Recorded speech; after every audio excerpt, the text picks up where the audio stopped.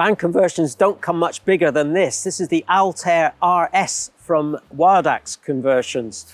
It's 6.84 meters long, and it's got a floor plan that's more akin to a coach built with twin single beds in the back and a lounge up the front and the usual washroom and kitchen facilities.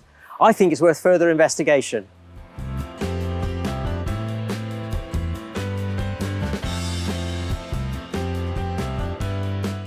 The MAN is widely regarded as a top quality base vehicle, so it's no surprise to see it gets excellent reviews and it's particularly good to drive. WildAx complements this with its own conversion work, using good quality fittings and an extra air of independence here because this is a gas-free conversion, which I'll tell you about later.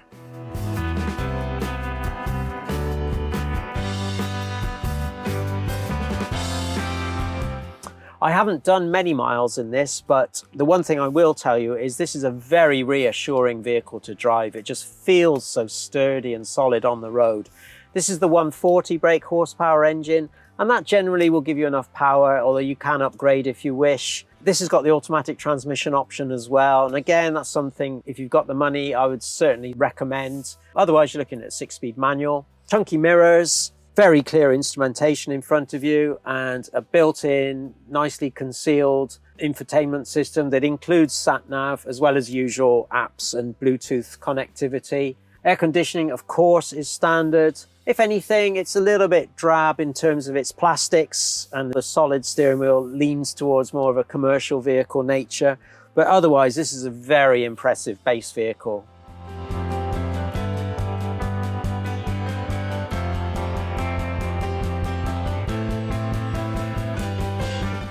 The Altair RS has this lounge up the front, and it uses both cab seats swiveled, as well as this rather short L-shaped settee. So you could just about squeeze 2 people on here, I guess. But this table is a bit of a star feature. It rests on the side of the seat unit, and it's got all kinds of adjustment for height as well as swivel.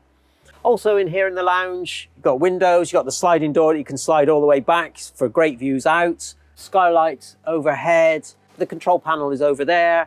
The USB portal and main socket is here. That's going to be very handy. And then a handy storage pocket here as well. Plus you can operate the Truma Combi from here. Don't forget the Truma Combi is electric and diesel.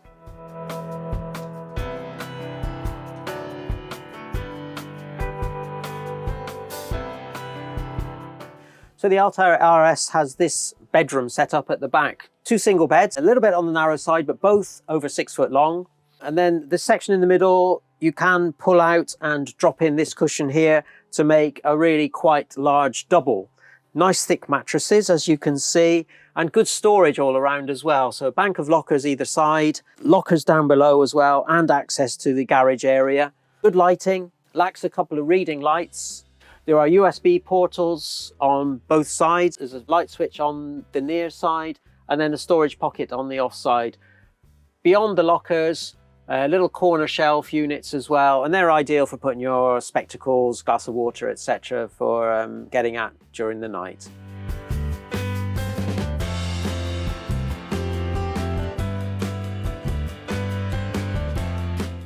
The Altair RS kitchen is almost unique in having an induction hob here with 2 rings. Bearing in mind also you've got the 2 solar panels on the roof and the 2 lithium batteries and the inverter, so you're highly unlikely to run out of power for it.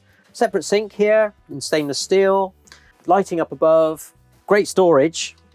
You've got this slide out system here with fixed shelving, lots of drawers.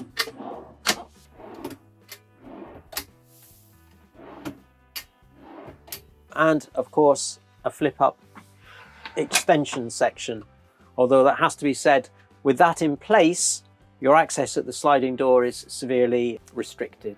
Completing the kitchen, the microwave is from Dometic and it's set at a pretty reasonable height. There's also this large capacity fridge from Dometic which opens on this side and this side.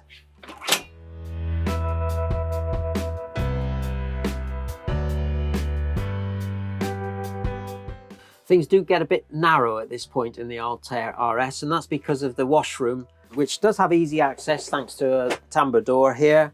And then you've got in here a Dometic swivel bowl toilets with the ceramic bowl, WildAx's own shower tray to their own design, and then there's a countertop sink in porcelain with a tap that extends out so you can use it as the shower.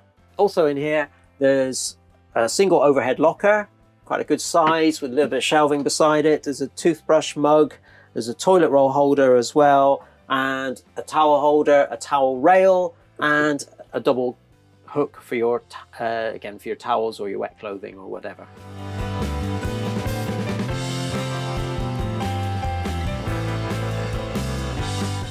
Completing the details in this Altair RS, lots of good storage pockets everywhere, strip lights for LEDs everywhere, lots of USB portals as well, so you're not going to lack for any charging points. There's carpet underfoot in sections. Wardrobe is here, although space is taken up by the ladder to the bed in storage. Likewise, the lounge table stores in this locker down here, and because it's a little bit cumbersome, it does take up rather a lot of space that would otherwise be used for your clothing, etc. Overhead lockers in the lounge, lots of switchgear up here as well, carbon monoxide alarm of course, and then a quite sophisticated electrics control panel, as indeed you're going to need in a vehicle like this when you want to keep an eye on the solar power and what the lithium batteries are doing.